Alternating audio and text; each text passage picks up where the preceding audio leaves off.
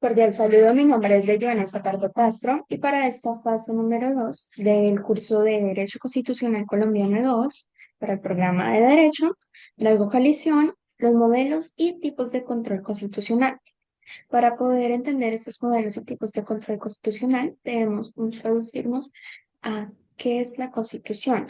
Bien, pues acá en Colombia conocemos la Constitución Política, que por medio de la Asamblea Constituyente de 1991 trajo a vigencia dicha norma. Entendiendo así, la Constitución es este, este libro, esta norma de normas que está por encima de las demás y que aquellas que estén por debajo de ella desconozcan de esta norma se reconocerán como inconstitucionales o por vicio de inconstitucionalidad. Bien, pues según el artículo cuarto de la Constitución Política de Colombia, la Constitución es norma de normas. En todo caso de compatibilidad entre la Constitución y la ley u otra norma jurídica, se aplicarán las disposiciones constitucionales. Dentro de estas disposiciones constitucionales podemos encontrar los mecanismos de control constitucional, que estos mecanismos de control constitucional nos permiten prevalecer y seguir pues, con la Constitución y tal cual como ella la representa y es para proteger esa supremacía constitucional.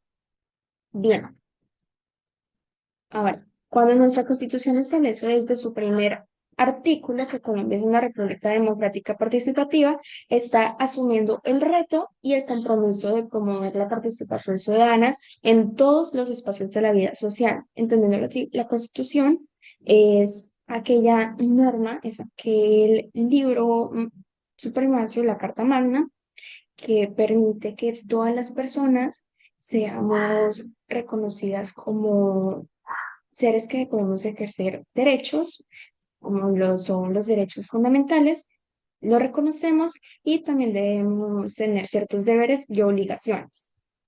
Bien, pues ahora, ¿de qué se trata este control de constitucionalidad?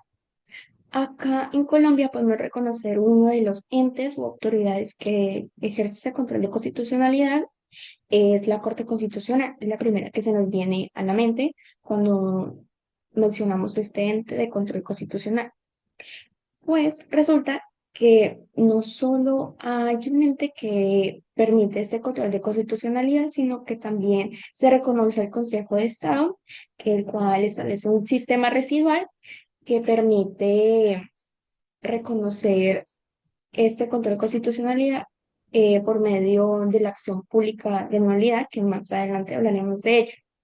Bien, pues este control de constitucionalidad establece unos mecanismos, acciones, procedimientos o recursos tendientes a hacer efectivo el principio de supremacía constitucional frente a las diferentes fuentes del derecho existentes en un ordenamiento jurídico, por lo cual este control de constitucionalidad prevalece para la protección de la misma, o sea, de la Constitución. Dentro de este control constitucional entendemos que existen dos modelos. El primero es el modelo concentrado y el otro sería el modelo difuso.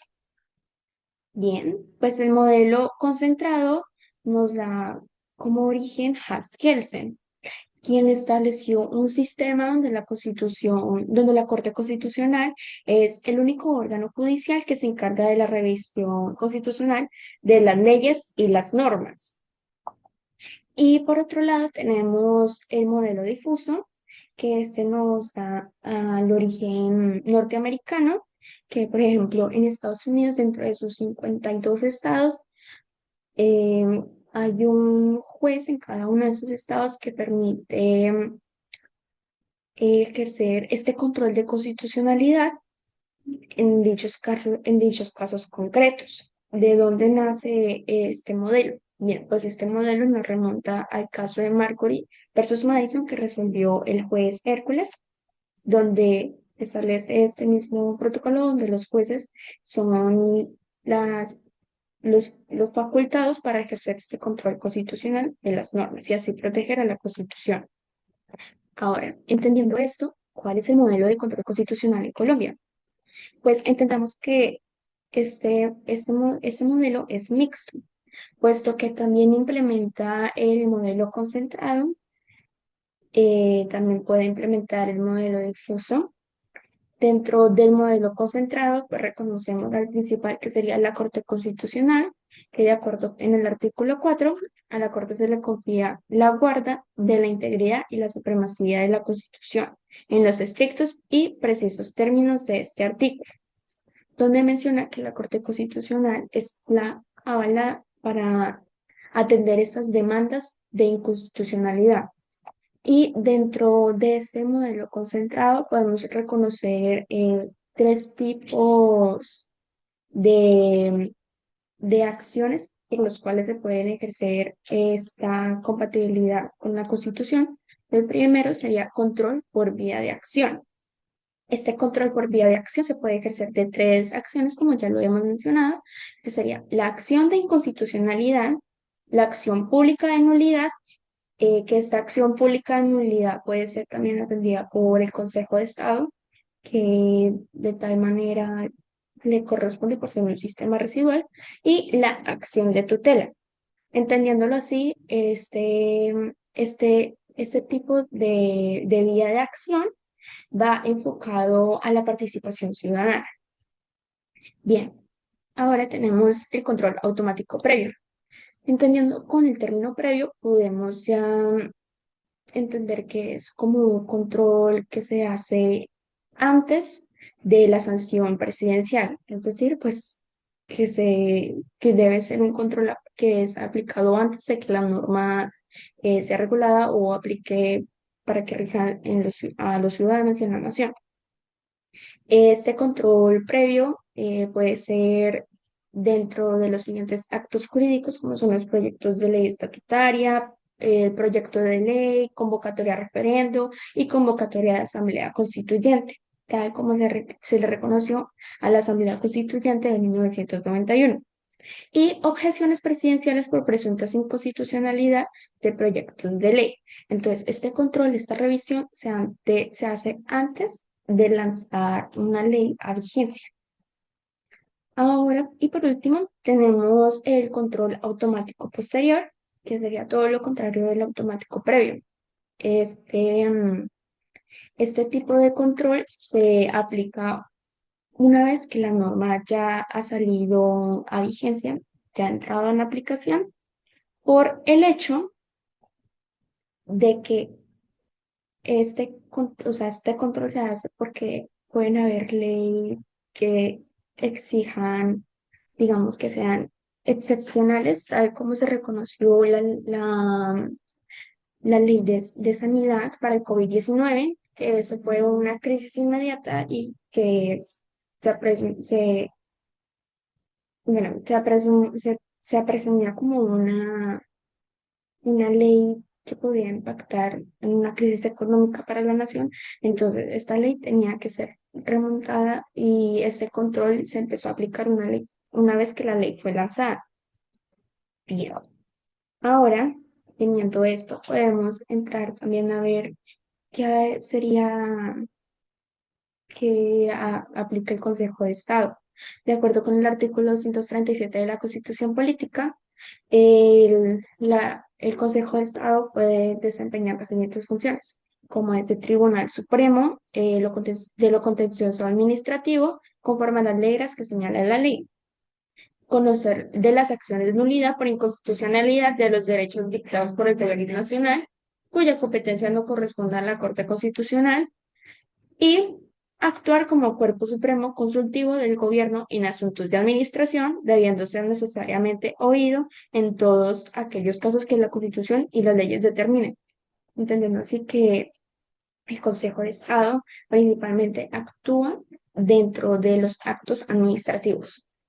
Bien, ahora el modelo difuso, ya que reconocemos que Colombia tiene estos dos modelos, el modelo mixto.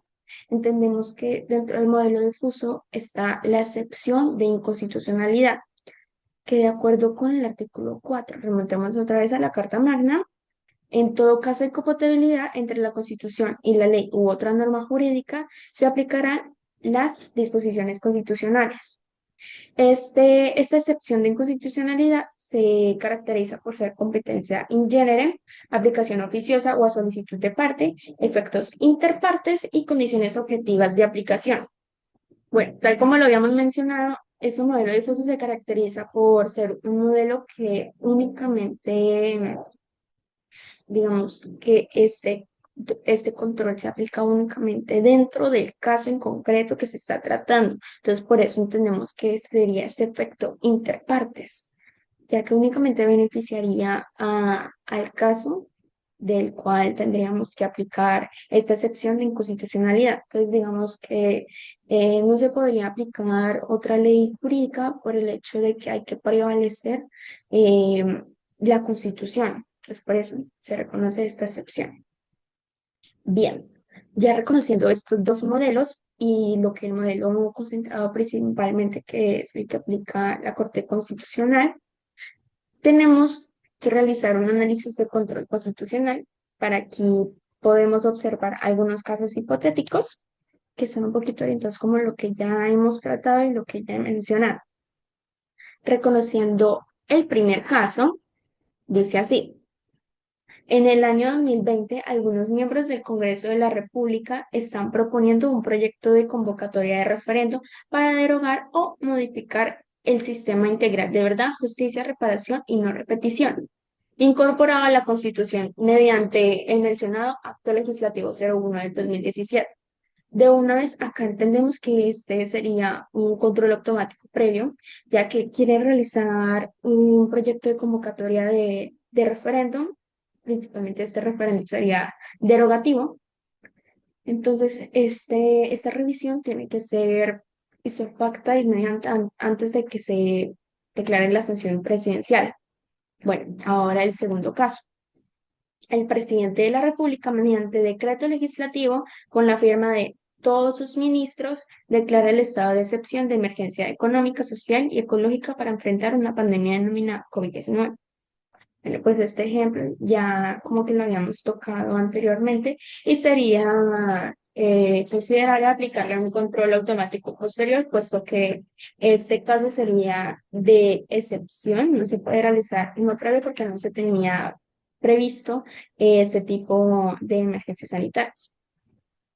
Bien, ahora como tercer caso tenemos que el Congreso de la República expide una ley ordinaria por medio de la cual unifica el Código Civil y el Código de Comercio y crea nuevas disposiciones.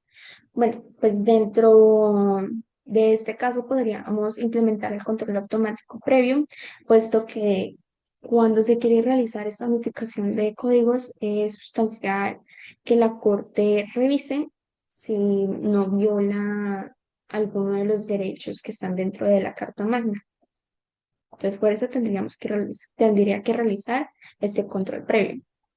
Bueno, ahora en el caso número 4, el Ministerio de Salud les pide una resolución, acto administrativo, que fija los parámetros para aplicar el derecho a morir con dignidad, cuidados paliativos y eutanasia por parte de la EPS e IPS. Para este caso podría implementar un control por vía de acción, puesto que esta resolución puede tener ciertos errores que puede hacer que sea inconstitucional o parcialmente inconstitucional. O sea, que la Corte puede declarar que es inexequible o parcialmente inexequible debido a que si hay como ciertos parámetros o ciertas instancias que esta resolución, digamos, puede estar un poquito desorientada, que desconozca un poquito de la Constitución. Entonces, las personas, mediante el mecanismo de participación como lo es la acción de tutela, podrían darle a conocer a la Corte Constitucional que esta resolución puede estar en contra de la Carta Magna. Ahora tenemos el caso número 5. El Congreso de la República expide un acto legislativo que modifica el artículo 11 de la Constitución Política de 1991 y establece que, en ciertos casos, la ley podrá determinar la aplicación de la pena de muerte como sanción a ciertos delitos. Tendría que realizarse un control automático previo, puesto que se está tratando de modificar un artículo eh, que incluyen un derecho fundamental como lo es el derecho a la vida y tendría que revisar y establecer si realmente vale la pena modificarlo o como tal es muy incompatible con lo que dicta la Carta Política. Bueno, y por último tenemos el caso número 6. El reglamento estudiantil de un colegio privado prohíbe el uso de manillas y tintes de cabello. Andrés es un estudiante que pertenece a una cultura urbana que usa manillas y se tintura el cabello. Va a ser sancionado con suspensión de la matrícula por parte de de la coordinación de disciplina. Ya de una vez podemos entender que acá se menciona mucho el artículo 16 de la Constitución, que es el artículo de libre desarrollo. Entonces, ese estudiante podría implementar por medio de acción de tutela este, este control por vía de acción para que le haga reconocer a la Corte Constitucional que este reglamento privado, este reglamento estudiantil, está violando uno de los derechos fundamentales que está dentro de la norma de normas. Bueno, para terminar, quiero mencionar acerca de una persona que admiro mucho, que es Jaime Garzón, que nos deja esta frase muy especial que parafrasean, los indígenas tradujeron el artículo 11 de la Constitución: nadie podrá llevar por encima de su corazón a nadie ni hacerle mal en su persona, aunque piense y diga diferente. Si nos aprendemos este artículo, salvamos ese país. Bueno, muchas gracias por escucharme y por verme hoy.